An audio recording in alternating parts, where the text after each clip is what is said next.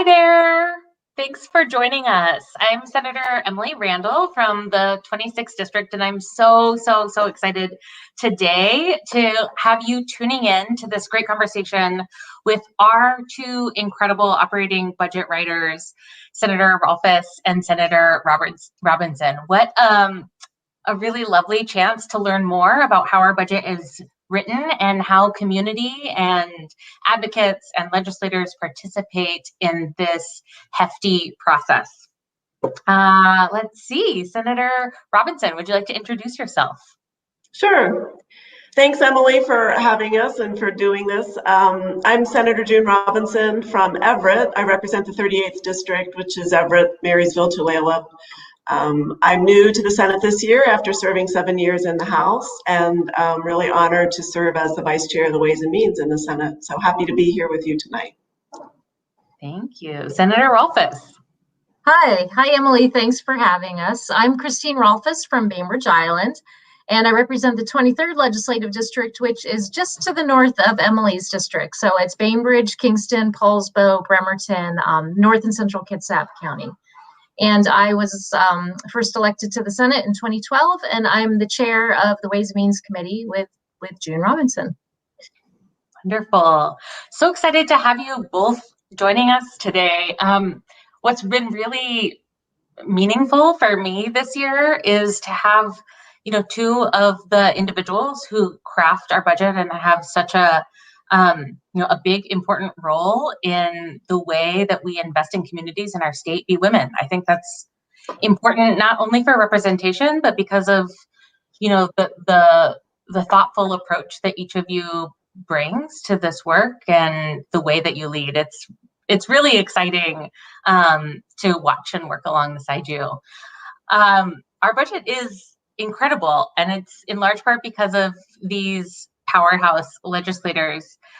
We are emerging from a really hard year, a pandemic that has impacted so many people across the state and women especially. But we are emerging now, still struggling through, but reaching towards the end of the tunnel, and with a budget that invests in communities all across the state, allows folks to bounce back faster, to have the tools that they need. And I want to shine a little bit of light on how that work happens. And so that's what we're going to do today. We have a lot of questions from folks that they've sent in ahead of time, and we'll also be taking questions and comments from folks watching. So feel free to drop those comments in the box below the live stream, and we'll try to get to as many of those as possible. So let's start out with a simple one. What's the difference between the operating budget, the capital budget, and the transportation budget? So June, you want to do this where I'll do one, you do one, I'll go back and then we can complement each other if there's if somebody's missing something. I'll take the easy one. So the state legislature works on three budgets: the operating budget, the capital budget, the transportation budget. The transportation budget's the easiest one to understand. It's transportation. It's a separate budget because it's primarily funded through gas taxes as well as licenses and fees that are part of the transportation system, your license plate fees, ferry fares, etc. That is a totally separate budget, and it's balanced separately. And people should know, under the Constitution, the gas tax can only be used for transportation projects, which is why historically it's been separated from the rest of the state budgeting. The operating budget is the budget that is what people think about when they're thinking about government agencies. So that's the money that gets paid regularly to keep state parks open, to fund the public school system, to support the colleges, to pay for prisons and hospitals, healthcare for people, et cetera. It's literally what you think about when you think about state government. And then the capital budget complements the operating budget. And it's called the capital budget because it invests primarily in capital goods. And it is funded, a lot of it's funded with bonds. And so because the bonds are long-term debt that Washingtonians are paying off, those projects are typically, things funded in that budget typically need a lifespan of 20 years or more so that they're worth it. So that budget is not day-to-day operating costs. It's investments in things like new schools, new parks, toxics cleanups, things like that. Long-term investments that are not transportation related. So those are the three budgets. And then we pass them all around the same time and we say, there we go, we've balanced our budgets. And we are about to do that in 13 days, right? Right. Yeah. And what about the supplemental budget? Is that different than the operating budget? No, it's not. The supplemental, it's just about the time period that you're talking about. So this year is what we call a long session or a budget session. It's the beginning of a new biennium. Biennium is 2 years in the state history, in operations. So we are writing a budget right now for 2 years that will begin July 1st, 2021 and go until June 30th, 2023. So it's the 21-23 operating budget. Next year, we'll come back in January, we'll come back to the legislative session in January of 2022, and we'll still be operating with the budget that we passed this year, but things will have shifted.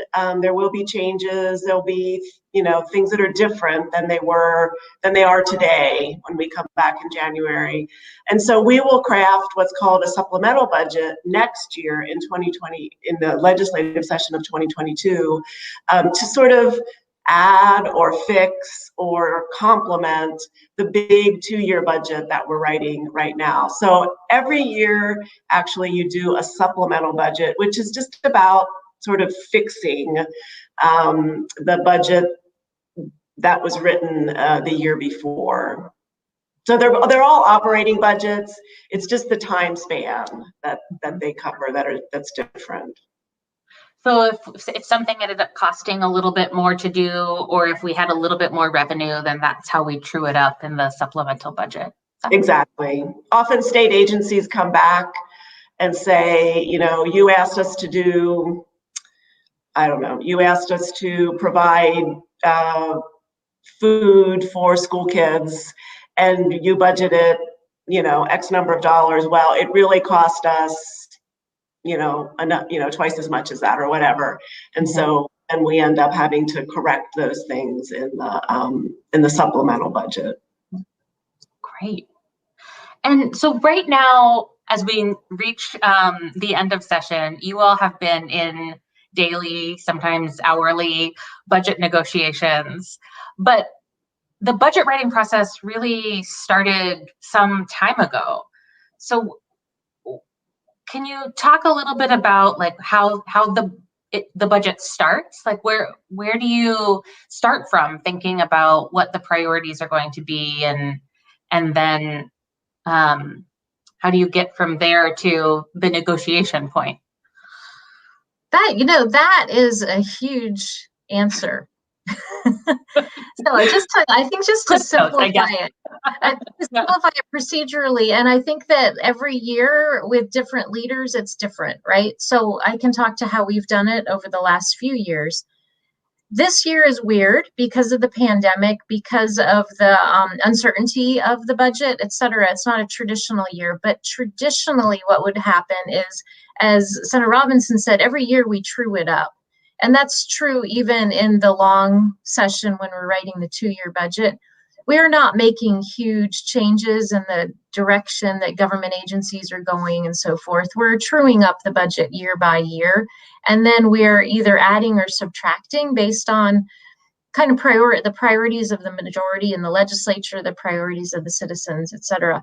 And so the way the process begins really fundamentally is in the summer months. The governor works with his or her agencies, to see what are they spending on, what are they seeing the needs are. And then throughout the fall, the agencies and the governor are working to develop the governor's budget.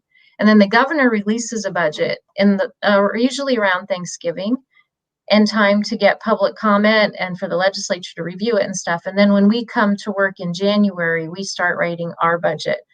And a lot of what we're looking at is the governor's budget, because the governor has the actual expenses and we can see what the priorities of the agencies are and what the priorities of the governor are. But we write a whole new budget.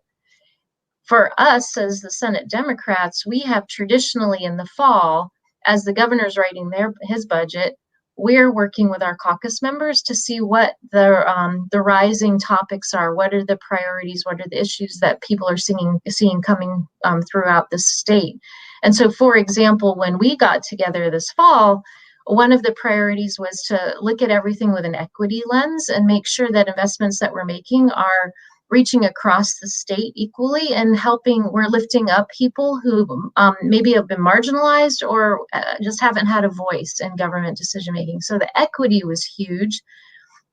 Police accountability was huge in the fall after all the discussions in the summer, and then climate, early childhood learning and childcare, pandemic, and forest fires. So those were like a conglomeration. There's lots of priorities, but those were categories, sort of pandemic and pandemic recovery, and then the second tier of what do we need to do to grow as the state stronger. And then when we came back in January, we started crafting a budget that would highlight those issues. Oh, great. It's been really exciting to, watch, to be a part of, these conversations in caucus over the last couple of years. And just in the short time that I've been in the legislature, I've been so moved by the way that we've grappled with the idea of equity and how everyone gets a meaningful seat at the table. And that brings us to the next question. And I see actually also a comment from someone watching that's kind of a dovetail question. So, Adrian asks about services for people with developmental disabilities. And this is one of the community voices that I've heard over and over. As someone, who grew up with a sister with disabilities, that was important to me. But we know we've heard increasingly from our community members about how to invest more funds in disability services. And we've done that this year. And part of that is because community members are getting involved. So I wonder if you can talk about what are the ways that that community can have a voice in crafting the budget. We do things like invest in disability. Yeah, that's a great example. But of course, different people care about different issues, and most people care about a lot of issues.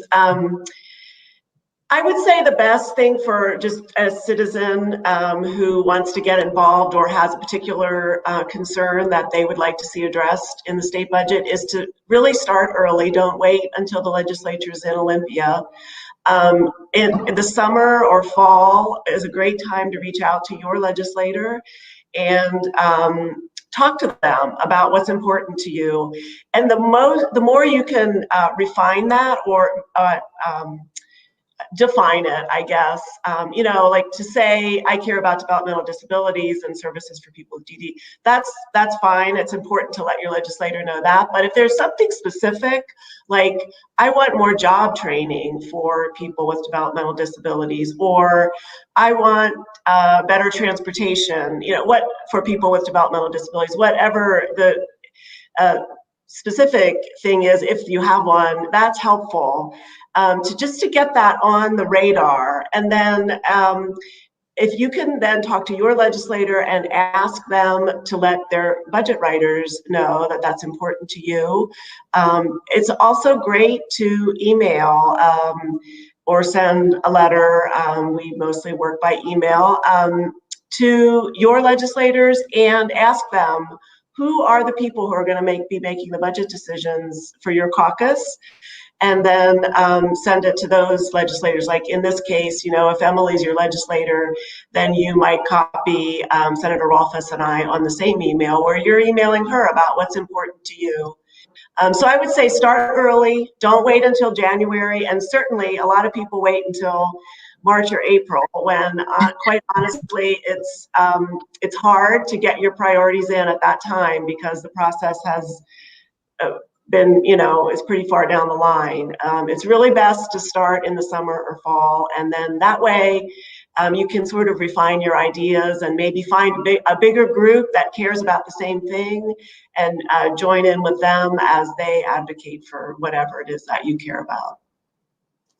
That's really great advice. And while it's certainly much too late for new additions to the budget at this point, I hope that folks who are watching will start thinking about how they can play a role as we move into the next one, which will be the supplemental, and the year after for the big budget in 23 for the next biennium. So you talked about asking individuals to send emails. Members ask for budget changes in different ways. What's the process for submitting changes to the budget for members? I know there's both forms that we fill out early and amendments to the budget. Can you talk a little bit about that for folks who don't watch TVW as religiously as some lobbyists? Yeah, as I explained earlier, there's the big picture, right? So what are members' priorities? And we as a Senate Democratic caucus talk about that very early. So the budget writers have a sense of not just what are the caucus top priorities, but what are each member's priorities. And so in the case of Senator Randall, we know that services for people and families with developmental disabilities is a priority. And we know we need to invest in that in this budget, or Senator Randall might not vote for it. So we have that lens that we use for all of our members. What are the most important things for them? Then as we're writing the budget, we ask members, please submit us your priorities. And those can be general priorities, or they can be very specific priorities. And we collect those, I think, from Democrats and Republicans. We had around 200 individual requests that shared member priorities and member requests. And from that, we really did look at those too as we were crafting the budget and say, yep, we did. We funded public health. Yes, we funded forest fires. Those 5 members will be happy. So that request process is the first month or so of session. And then after the budget is released, there's a whole nother process that's called amending the budget, whereby members can ask for amendments to the budget. And at that point, they have to make the case that for the most part, people are adding things to the budget. We love it when people have ideas to save money, but generally the public is asking for more, and legislators are reflecting that. And so during that process, a member will propose an amendment either in the Ways and Means Committee or on the floor, and it's their responsibility to have a majority of senators say, yeah, that's a great idea, and vote for it.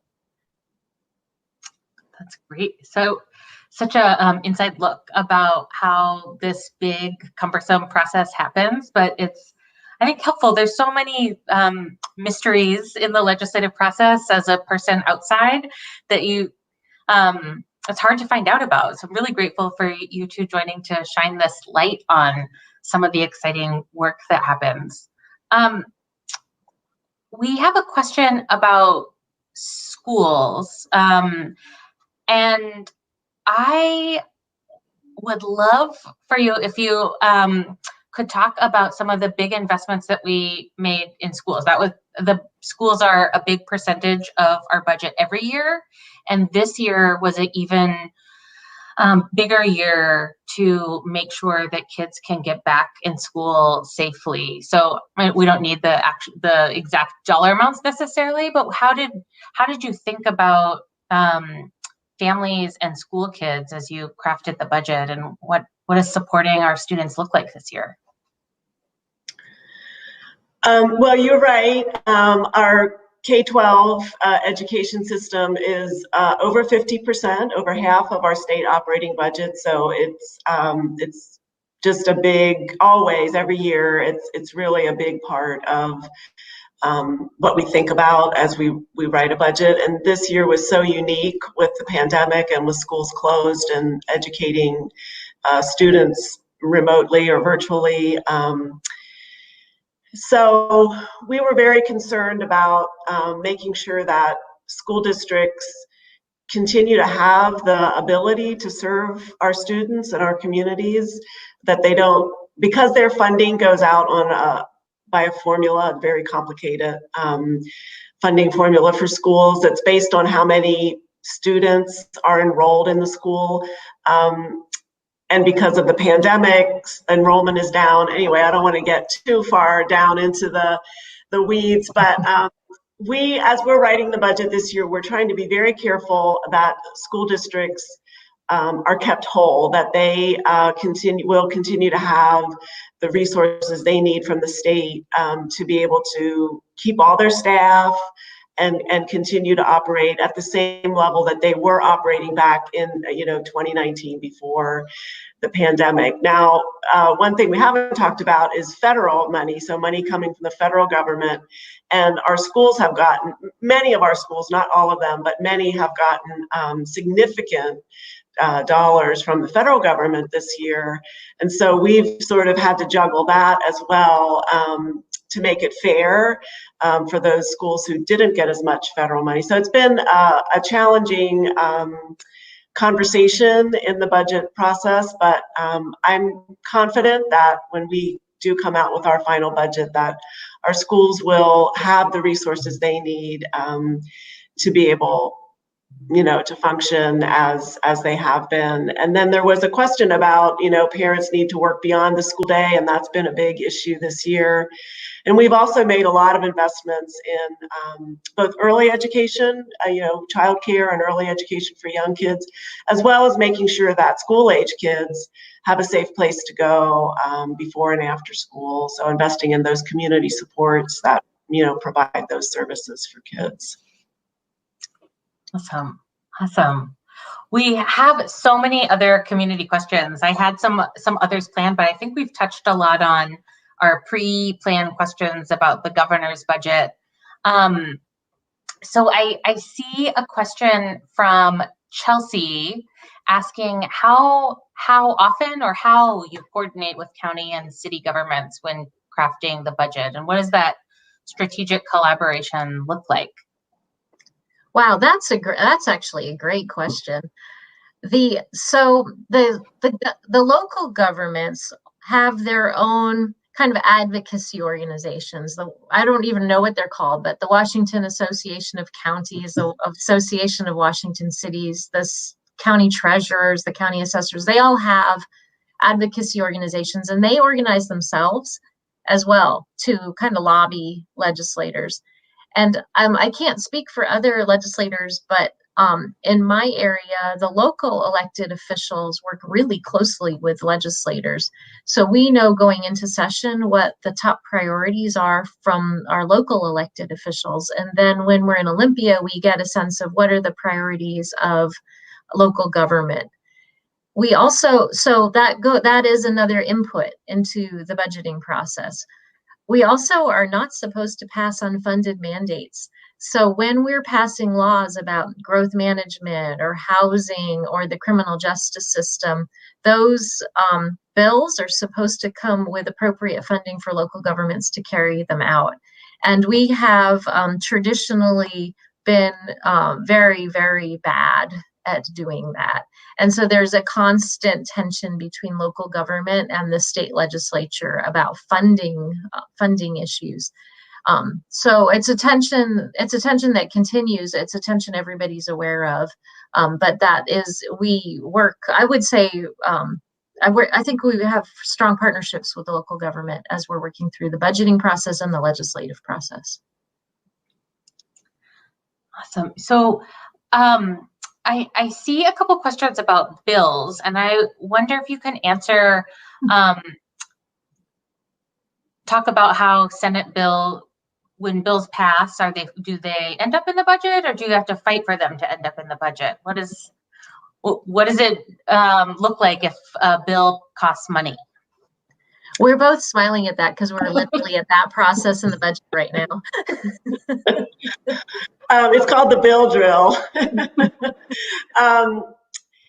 So the rule is if a bill passes, you have to fund it in the budget.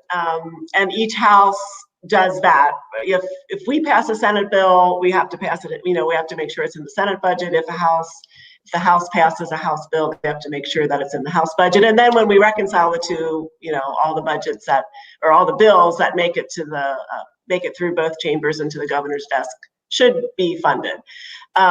So there's a whole process when a bill is written and introduced. The state agency that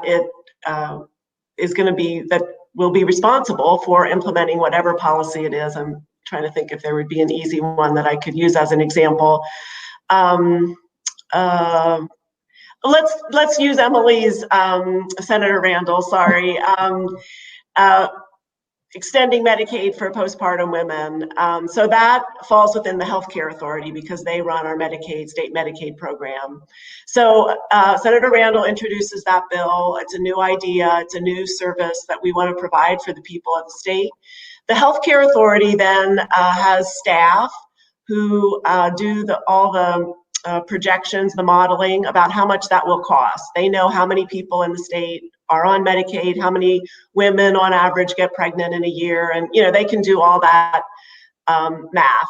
And they put what's called a fiscal note on a bill that is going to cost money. And so then that fiscal note describes for legislators, for the public, what it's going to cost to implement this policy.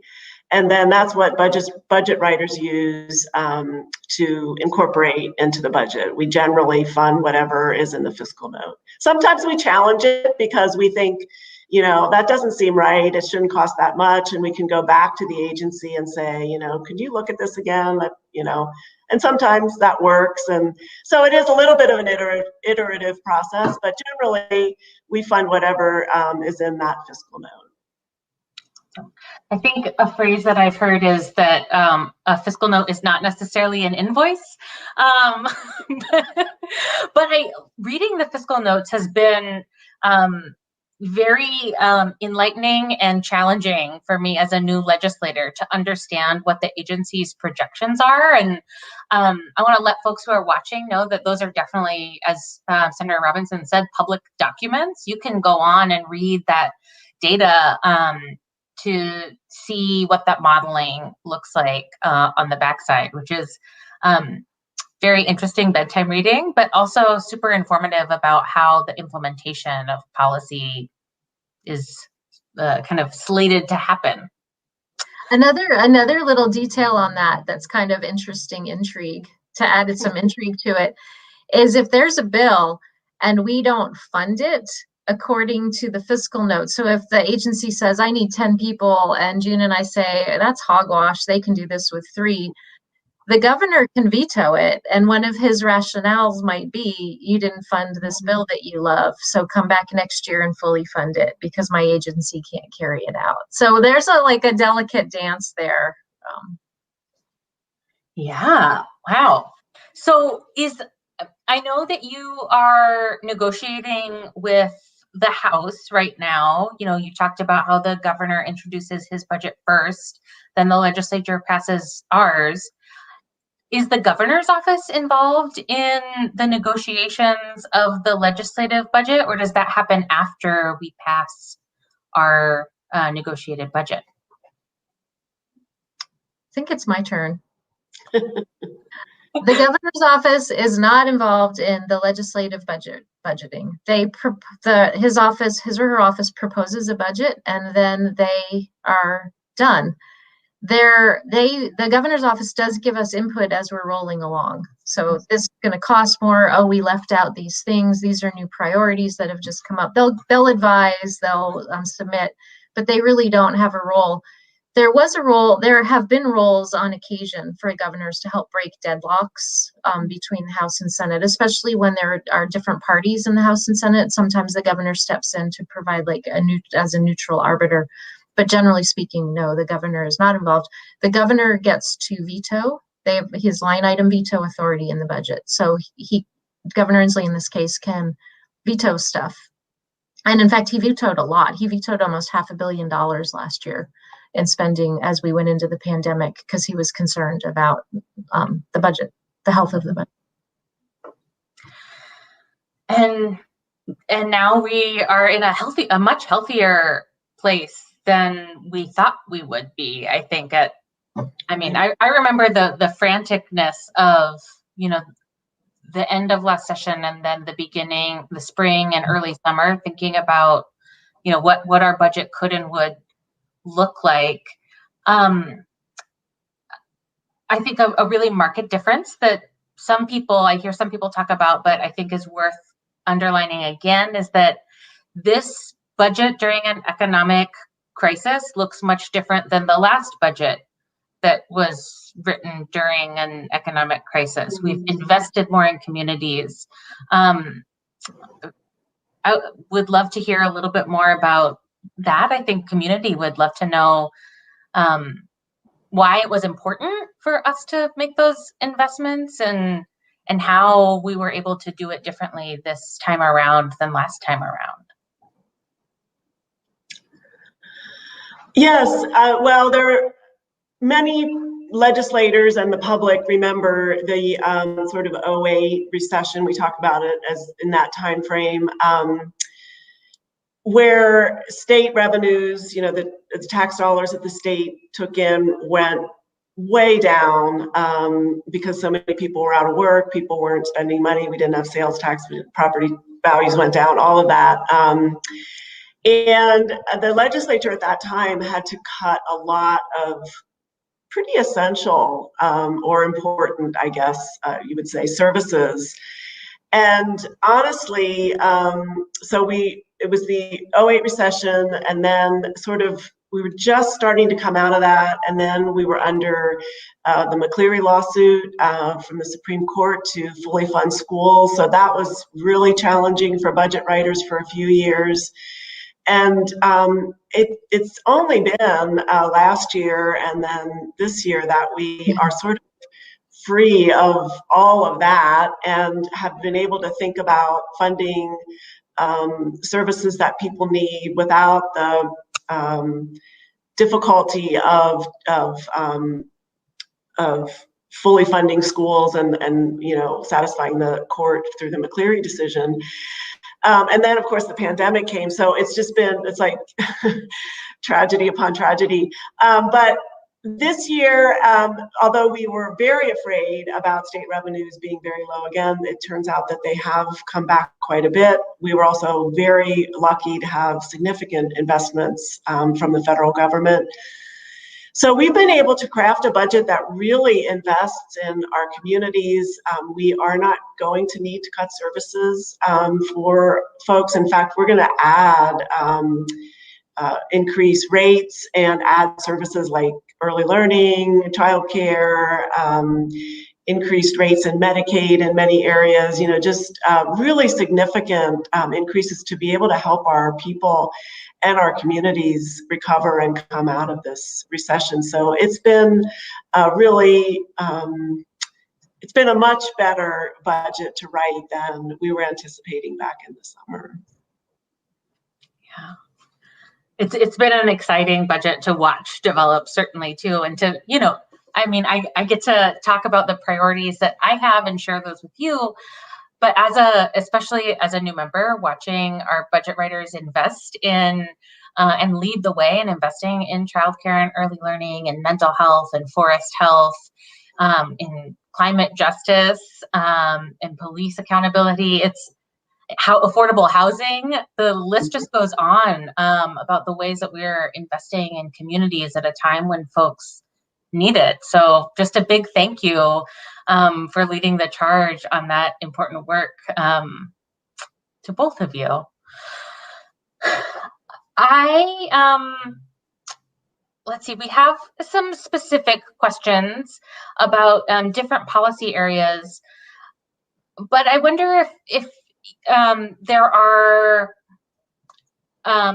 any particular, like what's your most exciting budget item to fund? Do either of you have a favorite or something that makes you really happy to be able to introduce and include? I am excited about the whole budget. So I'm excited because a lot of people are in a really hard place, and this budget rises to the occasion.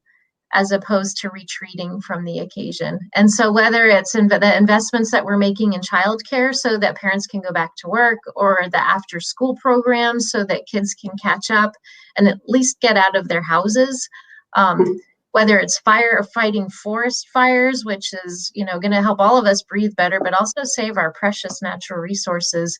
The budget just rises to the occasion. We could talk about a ton of stuff that we are able to increase investments in and strategically invest in.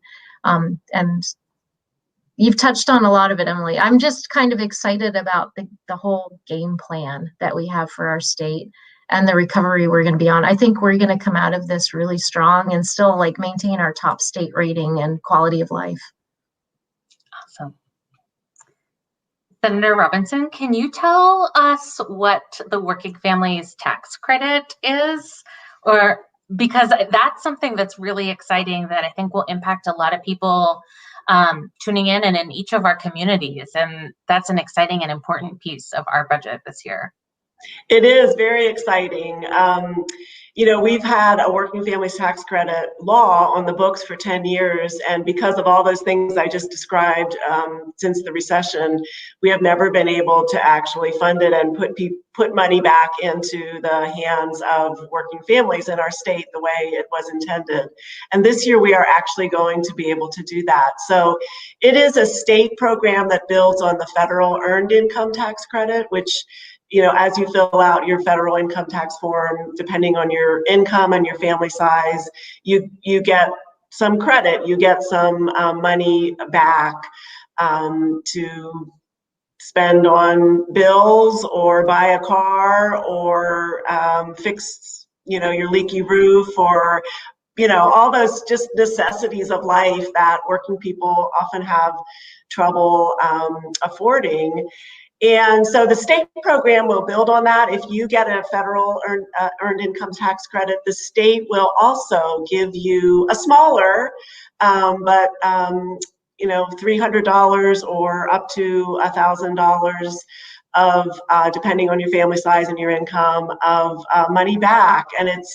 And because we don't have an income tax in our state, we think of it as sort of a credit to all the sales tax that people pay that fund our state. And we're just giving a little bit of that back to the families who work hard and maybe are struggling to afford those things that they need to thrive and to stay healthy. So really exciting that we are able to put that policy in place and fund it with really strong investment this year.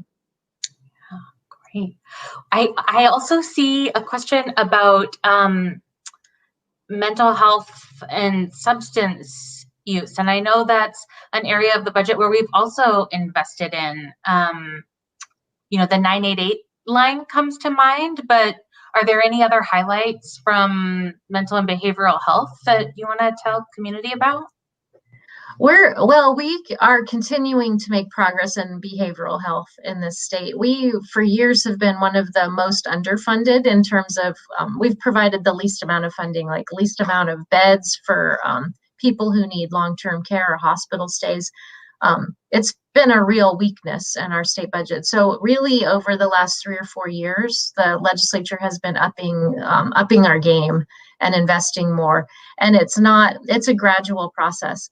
And this budget is continuing with that. It's continuing to invest in community spaces and community treatment. We're actually building a teaching hospital in Seattle that will specialize in behavioral health, so provide world-class care and training and really build up the workforce. And then on a very practical level, I think a lot of us have families, friends, neighbors who are suffering from substance use disorders. And that's something that we're continuing to invest in, but really emphasizing this year. I think we'll see some sizable investments, not just because of the legislature, but the federal government has given us a good amount of money that we can start rebuilding or strengthening what we're offering in the communities. So we're going to keep moving forward with that, with all of those investments, and keep making progress on the investments we've been making and the improvements we've been making in people's lives. Awesome. It's really exciting. I also am scrolling through comments and I see someone shouting out investments in the Help Me Grow Pierce County program. That's really exciting. We Senator Rolfes mentioned that we get a lot of requests as we get closer to the time when the budget is done, but it's also always nice to hear about the things that you love in the budget so that we know that those are projects worth continuing to invest in. Let's see. I have a question from Zach about students and higher ed.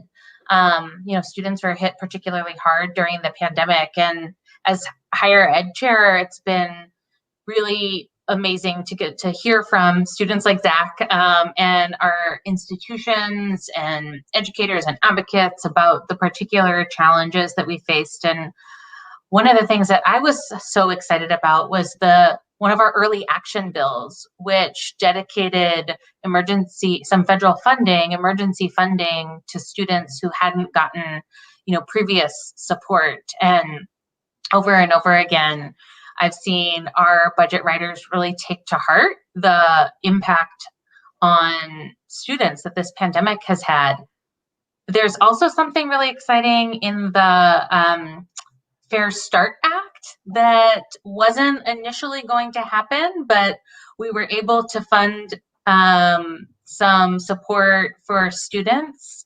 Senator Rolfes, that was a change that I know was important to you, to make sure that Working Connections childcare was extended to students when we had as soon as we had the funding available. And that's a place where student voices were important, but it was also important to have a budget writer who understood that need and the impact on families. So just wanted to provide that shout out. We have 2 minutes left, and I know that we could continue answering and asking questions late into the evening, but I want to respect everyone's time. And I would love to end with reflection on what is bringing you joy right now. Maybe it's the budget, maybe it's something else. Because these endless Zooms or Teams, or we're on StreamYard right now, are challenging. It's a really hard way to do the tough work that we do. And I hope that you all are doing something to bring you happy and bring you some happiness and sustain you. So anything you want to share about what's keeping you going or making you smile today?